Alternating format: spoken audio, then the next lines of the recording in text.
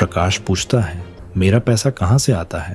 तो तात्या बताता है, गांव वालों के चढ़ावा से। लेकिन प्रकाश उसे समझाता है कि मेरा पैसा बिजनेस से आता है, जो कि सोनू राठौड़ के बाप की वजह से चलता है, और इसलिए सोनू को खरोंच भी नहीं आ सकती। तात्या अपनी चिंता जाहिर करता है, अनुपमा हमारे लिए खतरा बन चुकी है और गांव वालों का आपसे विश्वास उठ गया तो क्या होगा? प्रकाश ये बात सुनकर हंसता है और कहता है, गांव वालों के लिए मैं भगवान हूँ और अभी इतना कलयुग नहीं आया जो लोग भगवान पर शक करने लगे। इसी बीच गांव के कुछ लोग प्रकाश के पास आके पूछते हैं कि कोई औरत आपके नाम पर कीचड़ उछालना चाहती है। गांव वाले गुस्से में कहते हैं, आपकी तरफ कोई उंगली उठाए, ये हम बर्दाश्त नहीं कर सकते। प्रकाश अपने आप को शरीफ दिखाकर कहता है, लोग तो भगवान तक पर इल्जाम लगाते हैं, तो मैं क्या चीज हूँ? उन्हें जो कीचड़ उछालना है उछालने दीजिए। जब तक मेरे गांव के लोग मेरे साथ हैं तो मुझे किसी का डर नहीं लगता। तात्या प्रकाश के इस चाल से खुश होता है कि किस तरह गांव वालों को ढाल बनाकर उन्हें ही बेवकूफ बनाया जाता है। इसी बीच सरिता वहां भारती को लेकर आती है। गांव वाले सरिता पर भड़क जाते हैं और सरिता को वार्निंग भी देते हैं कि अनुपमा को समझाओ, प्रकाश भाऊ और गांव वालों के बीच न आए, वरना उसके लिए ठीक नहीं होगा। प्रकाश बीच में बोलता है, अतिथि देवो भवा, मेहमान भगवान होता है।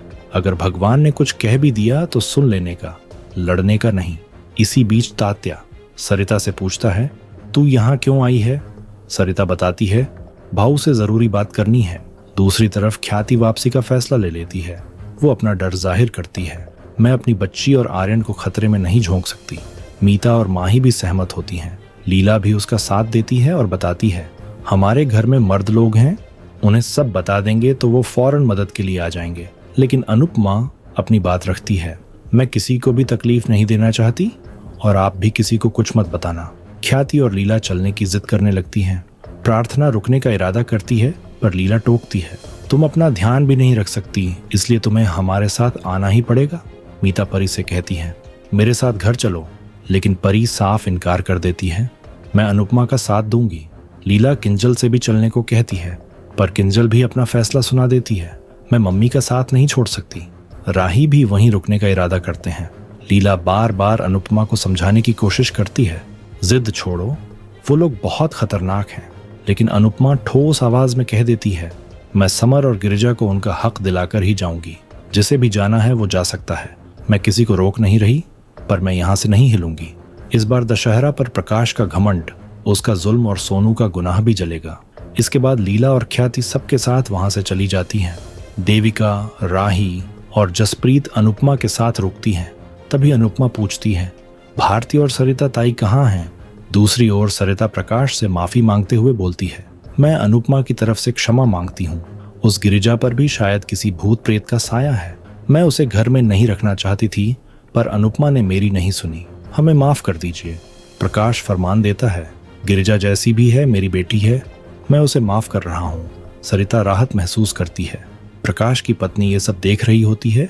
सरिता आगे कहती है, हम वापस जा रहे हैं, लेकिन जाने से पहले मुझे आपकी सहायता चाहिए। प्रकाश कहता है, तुम्हें जो मांगना है वो मांगो। सरिता बताती है, ये भारती है, पहले ये एकदम ठीक से चलती थी, लेकिन एक्सीडेंट के बाद ये चल नहीं सकती। आप चमत्कार करके इसे वापस अपने पैरों पर खड़ा कर दो।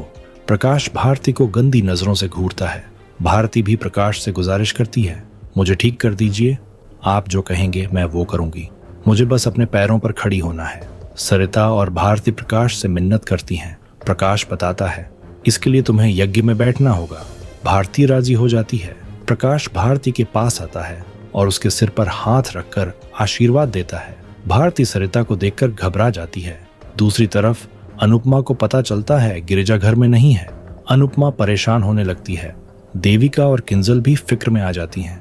अनुपमा बोलती है, राही, भारती और सरिता भी पता नहीं कहाँ चले गए। किंजल अंदाजा लगाती है, राही शायद उन्हें ढूंढ रही होगी। तभी जसप्रीत आती है तो अनुपमा उससे सवाल करती है, तुम कहाँ गई थी?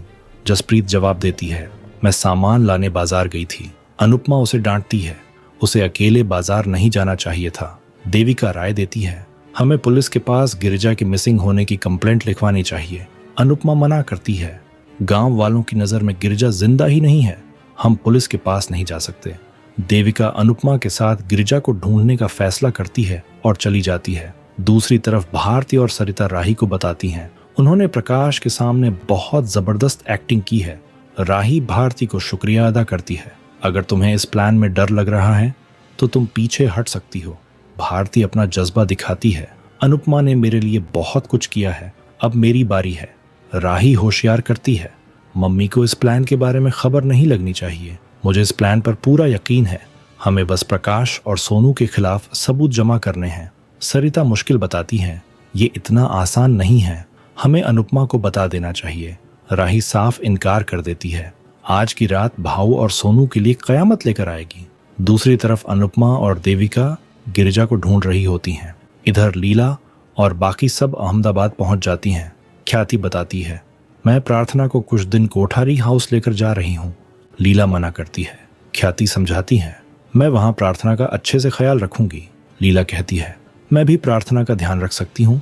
ख्याति अपना दावा पेश करती है, प्रार्थना मेरी बेटी है और इसके पेट में मेरा आर्यन है। मीता लीला से पूछती हैं, क्या बेटी कुछ दिन अपने मायके नहीं जा सकती? लीला गुस्से में बोलती है, आप कौन से मायके की बात कर रही हैं? मोटेबा ने प्रार्थना से सारे रिश्ते तोड़ लिए थे। शादी में तुम दोनों बच्चे पर हक जताने के लिए कागज लेकर आई थी और आज तुम्हें प्रार्थना पर प्यार उमड़ रहा है। ख्याति जवाब देती है, मैं अपनी खुशी से लेकर जा रही हूँ, इसके पास मेरा आर्यन भी है। लीला टोकती है, इसके पेट में तुम्हारा आर्यन नहीं है। ख्याति और लीला में बहस छिड़ जाती है। प्रार्थना दोनों को खामोश करती है और लीला से कहती है, मुझे कुछ दिन कोठारी हाउस जाने दीजिए। पाखी लीला को समझाती है और लीला मान जाती है। लीला प्रार्थना को समझाती है, किसी भी कागज पर साइन मत करना। ख्याति प्रार्थना को लेकर रवाना हो जाती है। दूसरी तरफ अनुपमा गिरिजा के लिए परेशान होती है, कहीं सब लोग किसी मुसीबत में तो नहीं? देविका पूछती है, अगर ऐसा हुआ तो हम क्या करेंगे? अनुपमा कहती है, मुझे पता है क्या करना है। दूसरी ओर ख्याति मंदिर में दर्शन करने का फैसला करती है। वो मंदिर में जाने लगती है, तभी उनके सामने कलश टूटकर गिर जाता है। ख्याति उसे अपशगुन मानती है। मीता तसल्ली देती है। सभी अंदर जाती हैं। इसी बीच एक आदमी मंदिर में घूम रहा होता है। बच्चे उसे परेशान करते हैं तो वो डरते हुए माही के पीछे छुप जाता है। सभी डर जाती हैं। उसका चेहरा देखकर सभी हैरान रह जाती हैं, क्योंकि वो गौतम होता है। गौतम को देखकर प्रार्थना हैरान रह जाती है। दूसरी तरफ अनुपमा और देविका प्रकाश के घर आती हैं और गिरिजा के बारे में पूछती हैं। प्रकाश बताता है, गिरिजा को मरे हुए 1 महीना हो गया है। अनुपमा कह देती है, मेरे सामने ये नाटक मत करो, मैं तुम्हें अच्छे से जानती हूँ। गिरिजा ने मुझे सब बता दिया है। वो तुम्हारे लिए खतरे हैं, इसलिए तुमने उसे अगवा करने के लिए गुंडे भेजे थे। प्रकाश हैरान रह जाता है। आने वाले एपिसोड में दिखेगा, प्रकाश भारती के साथ बदतमीजी करने की कोशिश करता है। राही उसकी वीडियो बना रही होती है। दूसरी ओर सोनू गिरिजा को खाई में फेंकने वाला होता है। तभी अनुपमा आकर उसे बचा लेती है और सोनू को खाई में गिरा देती है।